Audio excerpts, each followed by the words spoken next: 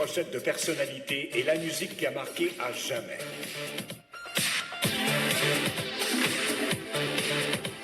Nous sommes CNV, la radio sous toute plateforme.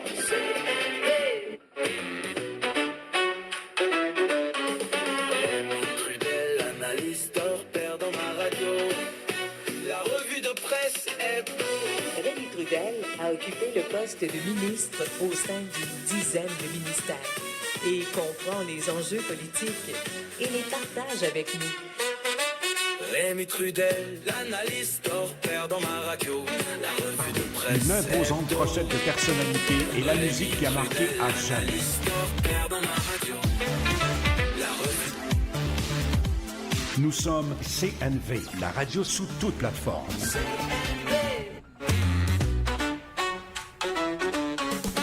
Rémi Trudel, l'analyste perd dans ma radio. La revue de presse hebdo. Rémi Trudel a occupé le poste de ministre au sein d'une dizaine de ministères et comprend les enjeux politiques et les partage avec nous. Rémi Trudel, l'analyste perd dans ma radio. La revue de presse hebdo. Rémi Trudel, l'analyste perd dans ma radio. La revue de presse hebdo. Samedi, le 3 mai, dorénavant, à 9h, l'enregistrement le samedi matin, parce que la revue de presse hebdo sur cnv.ca et la radio AM 940, eh bien, maintenant, on va passer au format d'1 heure, parce que là, on était un peu fatigué des manifestations devant le studio, des gens qui nous réclamaient de passer de 30 minutes à 1 heure. Alors, on cède à la pression populaire, puis on se fait plaisir. C'est pour une première fois, donc, samedi, le 3 mai, format d'1 heure. On va découper ça. On va tâcher de découper ça en 4 fois 15 minutes avec nos sujets. Et puis, je dirais, comme une courte, bonne habitude que nous avons pris, eh bien, cette revue de presse hebdomadaire se fait avec, maintenant, en duo, en quelque sorte, là, avec Michel Venn. Michel Venn, l'ex-directeur de l'information journal Le Devoir, et qui est avec nous, on est ensemble tous les samedis matins pour 7 heures de revue de presse. Michel, bienvenue et à ce nouveau format. Quel plaisir de se retrouver. Pour l'instant, on est par Zoom encore, si tu te concerne, mais on sera en studio sitôt qu'on aura affiné nos flûtes, en quelque sorte. Exact. Bienvenue, Michel, encore une fois. Oui, bonjour, ça va bien? Ça va très, très, très, très bien. On a passé, comme toujours, ou à peu près, une super bonne semaine avec ce qui s'est déployé sous nos yeux dans l'actualité. Et puis, on va donc, comme je le disais, à ce samedi 3 mai, dès la première partie, on va tenter de découper notre revue de presse en 4 parties. Et pour cette première partie, eh bien, c'est inévitable. On va bien sûr revenir sur qu'est-ce qui s'est passé lundi dernier, le 28 avril, là, élection générale au Canada, et puis surtout le résultat. Alors là, ça va nous permettre d'entrer de jeu pour moi de faire un petit peu de mea culpa sur mes prédictions de la semaine dernière, hein?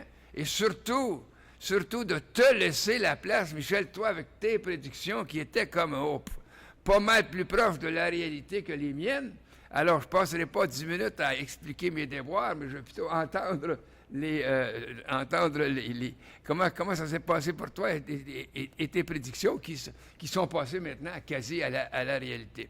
Je fais quelques mots avant de te passer la parole, mon cher Michel. C'est de dire, bon, ça a été une élection un peu spéciale. Elle était déjà spéciale parce qu'on pourrait dire que c'est l'élection Trump, mais par ailleurs, sur le résultat, eh bien, un nouveau premier ministre, Mark Carney, formellement élu, un nouveau Parlement à la Chambre des communes minoritaire. On aura l'occasion de le dire aussi, bon, le Bloc qui, se sauve avec la rondelle pour une bonne partie de son travail, puis le NPD qui disons, s'effoire au plancher, on parlera d'avenir aussi. Michel, oui. Quelles sont tes premières impressions, analyses de ce qui s'est passé lundi, le nouveau gouvernement avec lequel on se retrouve là, minoritaire au Canada?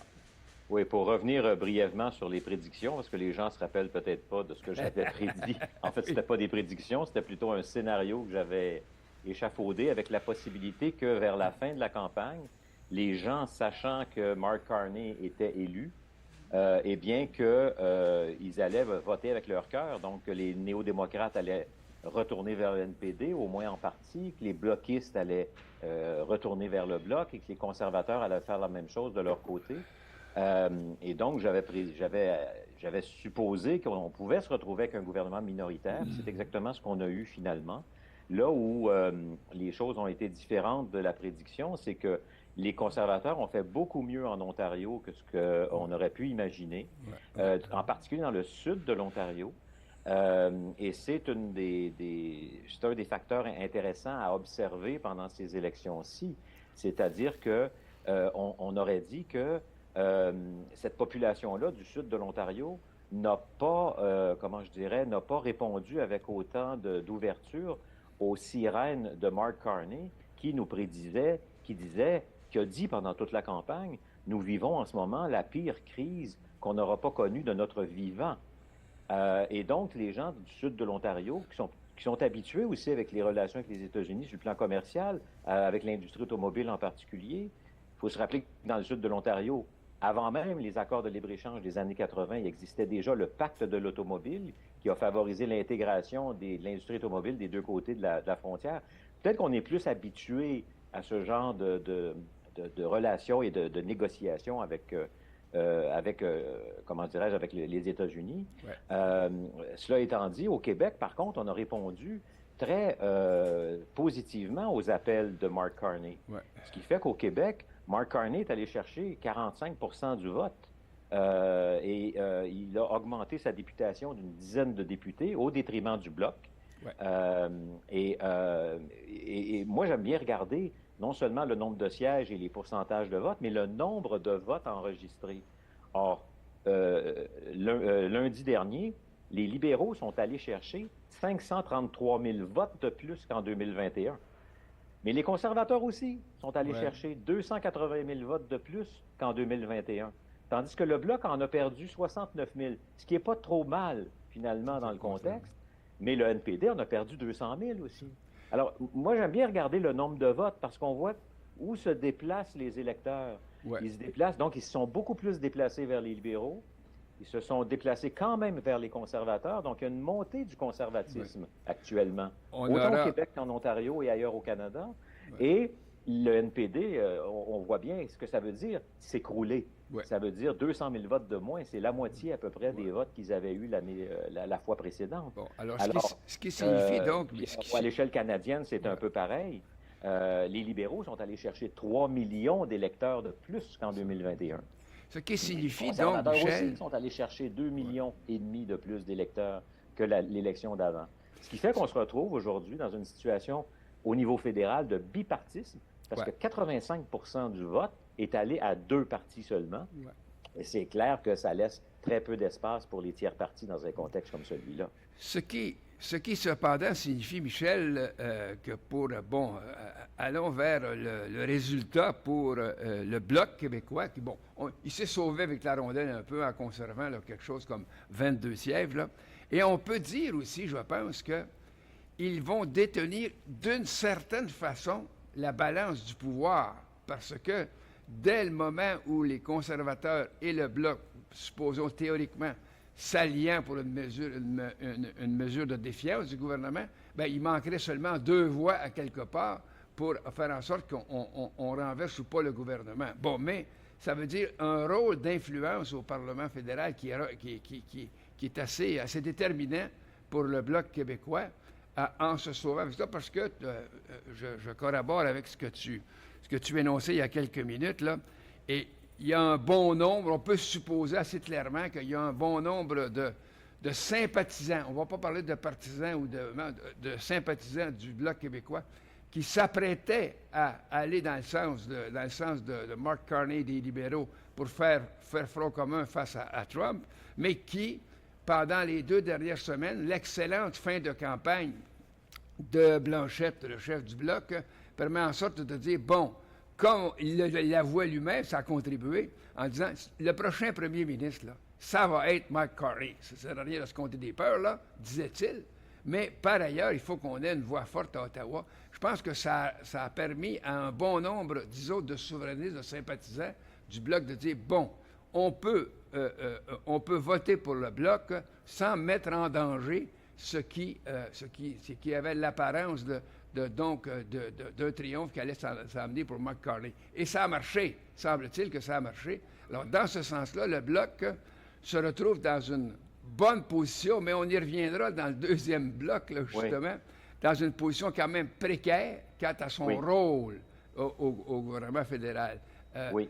Donc, dans ce sens-là, le Bloc, donc, se retrouve dans une position de grande influence, n'est-ce pas, au Parlement fédéral, à la Chambre des communes. J'aurais peut-être un petit bémol là-dessus par rapport à l'influence que le Bloc pourra avoir. Le Bloc va avoir de l'influence s'il continue de faire ce qu'il fait depuis plusieurs années, c'est-à-dire agir avec intelligence dans les comités parlementaires pour influencer les projets de loi, pour relayer aussi les préoccupations québécoises à Ottawa. Mais en même temps, je dirais deux choses. La première, c'est qu'il ne manque que 3 sièges à Mark Carney pour être majoritaire. Or, il y a 7 députés néo-démocrates qui n'ont absolument aucun intérêt à renverser le gouvernement. Oui, tout à fait. Hein? Ça, c'est clair. Ils sont comme des orphelins qui vont se demander quel est leur avenir au cours des prochains mois et des prochaines années. Et il y a Mme May, la chef du Parti vert, qui a été réélue dans sa circonscription en Colombie-Britannique, qui est d'ailleurs une amie de Mark Carney, a-t-on appris récemment, et donc qui va aussi appuyer Mark Carney. Donc, dans ce contexte-là, le risque pour M. Carney d'être renversé en Chambre est relativement minime. Deuxièmement, il faut quand même voir le progrès que les libéraux ont fait au Québec. Alors, avec 45 % du vote, avec 43 députés sur 78, puis avec quelques poids lourds là-dedans, on pense entre autres à celui qui est actuellement ministre des Finances, Philippe-François Champagne, ou à Mme Mélanie Joly, qui est ministre des Affaires étrangères. Je ne sais pas si elle va conserver son poste dans le cabinet qui sera nommé le 12 mai, a-t-on entendu hier. Eh bien, c'est quand même des Québécois qui vont pouvoir exercer une influence aussi auprès du gouvernement fédéral, puisqu'ils en feront partie. Ce qui veut dire que ça laisse le Bloc dans une position un peu assis entre deux chaises en termes d'influence. Ils n'ont pas réussi à préserver suffisamment de sièges pour effectivement détenir la balance du pouvoir, c'est-à-dire devenir un incontournable. Mais en même temps, ils vont pouvoir continuer d'exercer un rôle, surtout un rôle, je dirais, de surveillance et de nous alerter, nous, les citoyens du Québec, si jamais le gouvernement faisait des choses qui allaient à l'encontre de nos intérêts. Parce que c'est plus difficile pour un député qui appartient au gouvernement de critiquer son propre gouvernement que pour, justement, des élus du Bloc. D'ailleurs, le Bloc, quand on parlait de bipartisme tout à l'heure, le Bloc fait figure d'exception dans ce bipartisme, tout à fait. puisque c'est le seul des partis d'opposition, des tiers partis, qui a réussi à faire élire un contingent un peu significatif. Alors, Michel, les minutes s'écoulent encore très, très, très, très rapidement, même si on a découpé ça en 4 parties puis qu'on a 1 heure maintenant. Je pourrais ajouter cependant que pour le Parti libéral, pour le gouvernement de Mark Carney, pour des politiques qui vont répondre aux aspirations véhiculées par le Bloc québécois, ça veut dire qu'à 169 députés, auxquels on pourrait ajouter en termes de voix 22 ou 23 députés du Bloc, ça veut dire qu'ils se retrouveraient avec 190 députés qui appuieraient des mesures à être adoptées en faveur du Canada et du Québec. Bon, alors ce qui n'est pas un désavantage, surtout que Blanchette a bien indiqué que moi, je vais collaborer avec le gouvernement. Je ne vais pas être là comme une minorité de blocage. Je vais être là pour... puis surtout, ajoutons-le de façon pratique, tu viens de l'énoncer, le Bloc québécois lui-même n'a aucun intérêt par rapport aux chiffres de retourner en élection de quelque manière que ce soit. Ça n'a aucun sens. Cependant, le gouvernement peut profiter de son appui pour dire « j'ai l'appui de quasiment les 2 tiers de la Chambre pour des politiques progressistes au Québec et pour le Canada aussi également. » Je pense qu'on peut se retrouver dans cette position-là. Quelques mots pour dire par ailleurs pour le NPD. Est-ce que c'est, comme dit l'expression populaire, est-ce que c'est la fin des haricots, Michel? le NPD. Il se retrouve à 7 députés, ce n'est plus un parti reconnu, un seul député qui est plus au Québec, dans Rosemont, avec un seul député qui est plus la popularité personnelle du député que du parti en soi. Est-ce que c'est la fin des haricots pour le NPD? Il faut se rappeler la fois où le Parti conservateur du Canada s'est retrouvé, en fait, ça s'appelait le Parti progressiste conservateur à l'époque, s'est retrouvé avec 2 députés à grandeur du pays. Et qui est ressuscité quelques années plus tard, après une scission. Il y a eu des soubresauts. Et aujourd'hui, qui est allé récolter 8 millions de votes à la grandeur du Canada, avec 144 députés. C'est quand même pas rien. Donc, ce que je veux dire par là, c'est que avant de sonner la fin ou la mort d'un parti politique, je pense qu'il faut être prudent parce que je pense qu'il restera un besoin au Canada. Puis je pense que les Canadiens vont le ressentir au fur et à mesure que Mark Carney va appliquer ses politiques économiques ou fiscales. Il restera toujours de la place pour un parti plus à gauche que le Parti libéral. Évidemment, ça va prendre des années.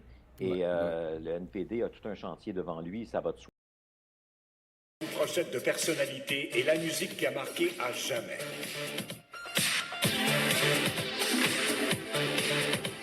Nous sommes CNV, la radio sous toute plateforme.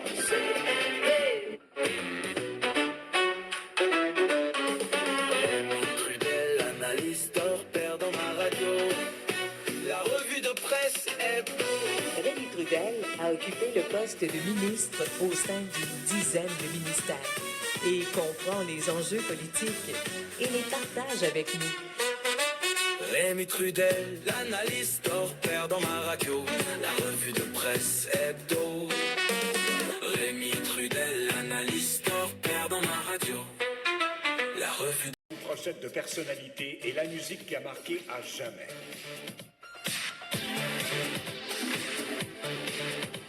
Nous sommes CNV, la radio sous toute plateforme.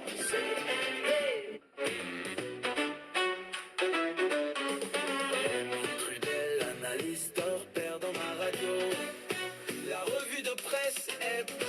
Rémi Trudel a occupé le poste de ministre au sein d'une dizaine de ministères et comprend les enjeux politiques et les partage avec nous. Rémi Trudel, l'analyste hors pair dans ma radio. La revue de presse hebdo. Rémi Trudel, l'analyste hors pair dans ma radio. La revue Une brochette de personnalité et la musique qui a marqué à jamais.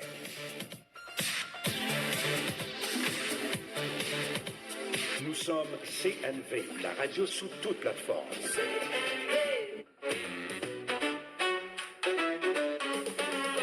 Trudel, l'analyste hors pair dans ma radio. La revue de presse hebdo. Rémi Trudel a occupé le poste de ministre au sein d'une dizaine de ministères et comprend les enjeux politiques et les partage avec nous. Rémi Trudel, l'analyste hors pair dans ma radio. La revue de presse hebdo. Rémi Trudel,